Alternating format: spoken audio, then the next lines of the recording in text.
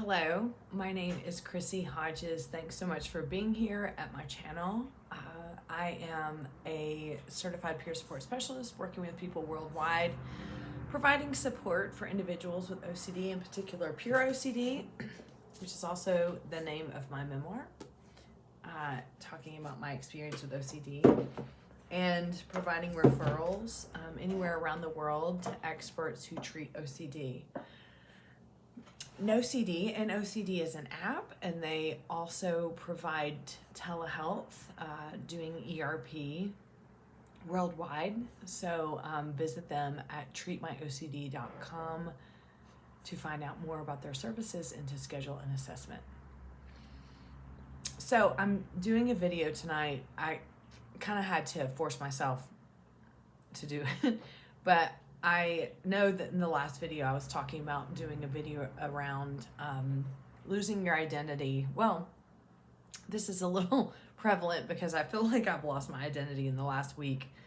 But I just wanted to do a really quick video and share with you just the absolute hell that OCD has shown up as in the last week. I've come out on the other side, but being on the other side of OCD is also, especially when it's really, really all-consuming, is so exhausting, and that's where I'm at. I'm utterly exhausted, and also it feels like every part of my body is stuck, because when you're surviving anxiety the way that OCD presents itself, when you come out on the other end, your body is so used to being in that survival, terrified mode that it's hard to get back down to being able to relax. So just wanted to share with you, this would be a combination between health, there's a moth, health OCD and responsibility OCD out of the blue. So this video is strictly just lived experience. So this has nothing to do with anything that you're going through, and I'm not trying to give any sort of like, this is what OCD is or isn't. This is just what it was for me. So it's a little bit storytelling. So I came back from, as you know or may not know, I was in the UK for a little bit, and I had a lot of magical thinking leading up to the UK. Like, I had premonitions about whether I was going to die or not. I don't know. It was very weird. Even though I knew it was messed up, I still couldn't stop myself. And then when I didn't die in the UK, and I came back and I was at my house, I was like, oh my goodness, like, now here I am at my house and I'm still alive. Well, that's like a live wire for OCD. Oliver. Sorry, they're barking. Who knows what? And I got a puppy who was also barking with Oliver. Her name is Delilah. And this is also what happened. If you follow me on Instagram, you know this. I rescued, I hate using that word, but whatever, a couple raccoons.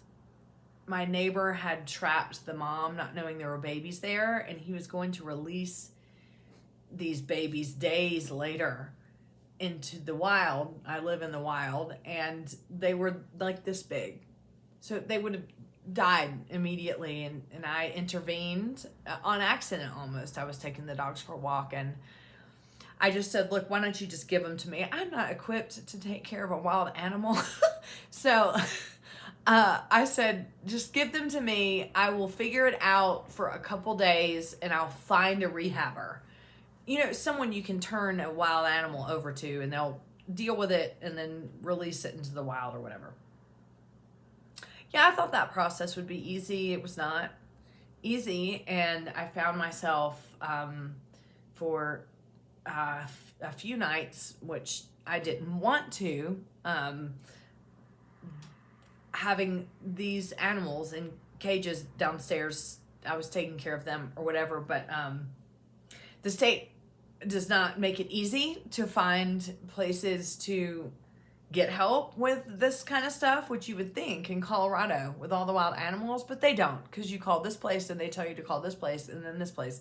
So I was really pissed off and frustrated that like the local places that should be helping didn't know what the fuck they were doing.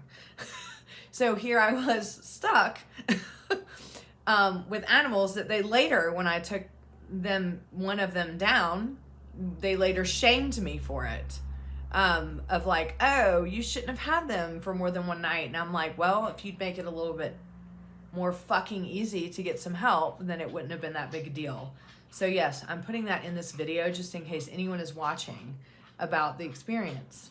You need to know your policies suck, and you sucked when you shame people. Anyway, so luckily what happened is one of them was just too dehydrated and had been up in that attic for too long. And so I had to take them down to the Department of Wildlife, and he had to be put down, and it was really sad. The other one, I lucked out, and I happened to get a name of somebody randomly who took the raccoon in to rehab and is going to release it back into the wild. But in the meantime, it was interesting, and I bet you'll be able to relate to this. During all of the chaos, there wasn't a lot of opportunity for OCD to be involved because it was chaos, right? So it was just this, I've got to do this, this, this, and this, and I have to maintain, and I'm doing, and like all these things were happening. It was stressful, but then once there was time to think, that's when the health OCD started and the responsibility OCD hand in hand. What if, you go on the internet, and of course I'm not advocating for anyone to grab a wild animal. This is an extreme situation, right? To save the animal from getting torn apart by a bobcat. As you can tell, I'm a little irritated. I have a little bit of an edge about all of this situation. I will be writing a letter, by the way. But like, it was an extreme situation. Like, to save it from being ripped apart in my backyard, I thought I will keep it and find someone, which turned out to be a maze and very difficult. So I'm not advocating for people to go pick up wild animals and be like, yay, make them pets. That was never the intention. But in the chaos, it never crossed my mind of what could happen, right? And that's kind of what OCD does. It just like makes its way in. Like, ooh, but there's this one. So if you go on the internet and you look up like raccoons, or when I talked to, they were like, oh, they have rabies and distemper, which hasn't even broken out here in this county in however long. It's very fear-mongering, and I understand why, but for the average person, yes, but for the OCD person, it's bad.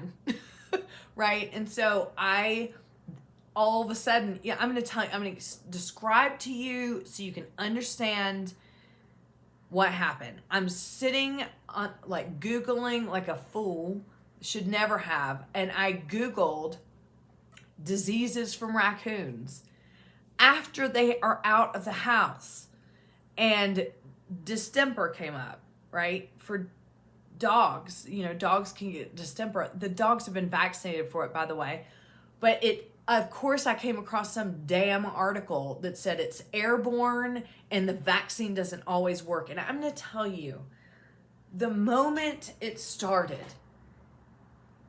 it felt like someone had dropped, this is what it feels like.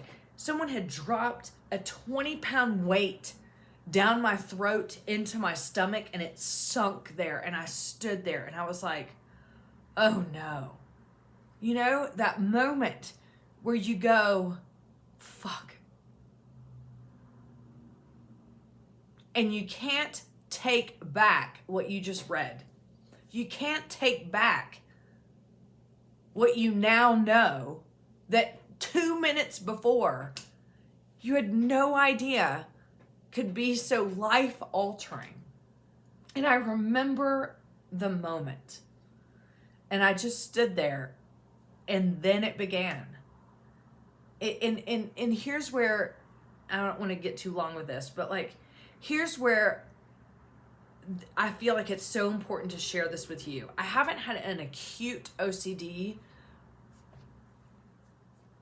kind of lapse in a long time. I've had kind of long-term stuff that's I've dealt with, but this was so acute. And it also felt so real and irresponsible, right?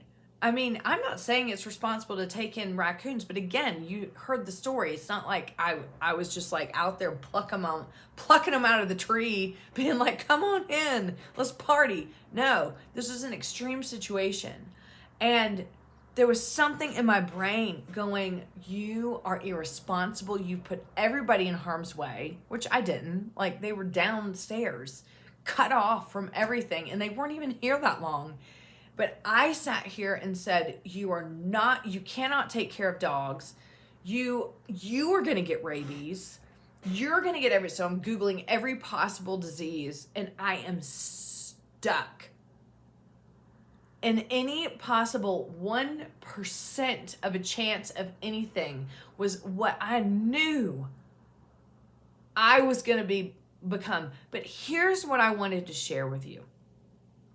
This is the first time I've had something this acute and so time-consuming with OCD happen that felt so real, and the risk was so real that I felt like I cannot stop Googling. I cannot not figure this out. I didn't want to reach out to animal control or anybody to talk to them about this because I knew what they were going to say. They were going to scare me even more. But I also didn't want to hear, you are irresponsible. You make bad decisions. I mean, would they have said that? Maybe. They were dicks when I went down there and were really shaming for no reason. So they may have said that. But there was a reel going on in the back of my head. A reel. And I'd never noticed this before with OCD until now. There was a reel going on in the back of my head over and over that was almost like fueling this fear to come out. You make bad decisions. You're irresponsible. A good person would not make a decision like this. Where it contrasted with my values. I felt like I was being a good person by saving this fucking raccoon, right? The other one, unfortunately, couldn't be saved. He was just too weak as a baby. But like, the other one got saved. This is a contrast to my values. With OCD saying, you are a bad person that makes bad decisions. And it was the first time I've ever been able to cut through the bullshit noise of OCD and go, wow, there's something in the background, a narrative that maybe I have believed since I was a little kid. I don't know. Is it attachment? Is it what I was told growing up? I don't know. I mean, I do know, but I'm not getting into it. There it was. It was this that just fueled this irrational fear that I had. Yes, I sought reassurance, to be honest with you. I called the rehabber and I called my vet, and both of them were like, I mean, they both know I have anxiety. So it's all right.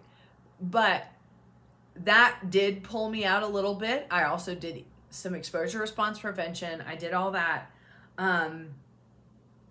But good Lord, it was 3 days of being so acute and inflammatory that there was one point where I couldn't move for 4 hours. And then the other half of the time I was just crying about how wrong it is, how unfair it feels to have this, because the risks felt real, right? I mean, yeah, there were risks. Everything was precautionary and it was fine. But it's hard to see that it's irrational, but still feel invested in thinking it's rational and not being able to stop it.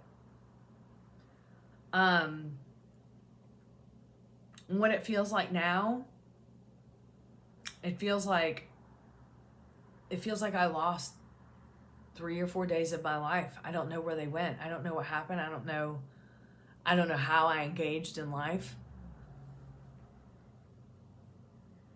And the sadness and the sorrow afterwards, and the utter exhaustion of that, I'm working through that still today. Today feels better than any other day, but I guess I just wanted to share with you, like, there were so many emotions around this, not just the OCD fear, right?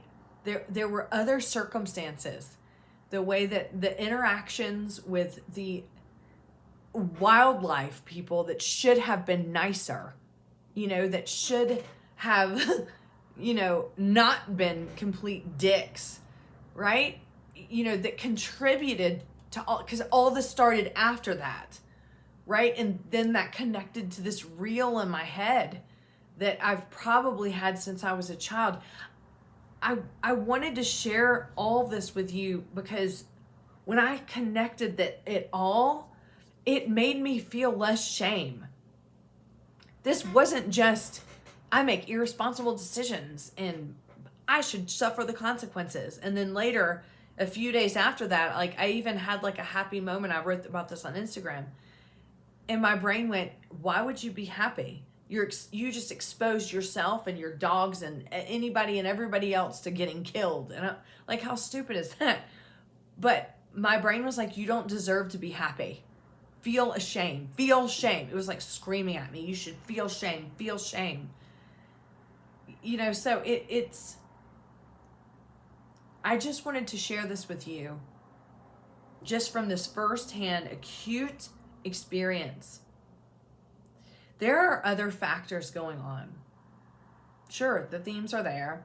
And I'm not saying that there's any reason to buy into some other reason, because I know we go down that rabbit hole and we're like, oh my God, I have this why, because there must be some truth. No, that's not what I'm saying. But what I am saying is we miss a lot of stuff when we're in the survival, when we're in the fight, flight, and freeze, and we're just trying to solve the problem. There's so much other stuff going on that's contributing to why we feel that way, or why there's a particular theme, or why the shame got to me. Why it all boiled down to, am I just a stupid idiot that makes bad decisions, or have I just been told that since I was a little kid? Because that's worth looking at too. Anyway, I don't want to make this too long. We're already at 18 minutes, but I hope this isn't a downer of a video. I just feel like sometimes being able to share an experience that is so, like, I can still feel it kind of coursing through my veins might help if you're there, or it might help if you need to revisit this video at some point if you're experiencing it. And I just wanted to end with, I'm so sorry we have to go through this. I'm going to end before I get emotional. I'm so sorry that we deal with this. This is so upsetting, and it can feel so isolating and ashamed. You can feel guilty and you can feel really alone. And I hope by sharing this with you and you listening to it that you know that you're not the only one that goes through this. Bye.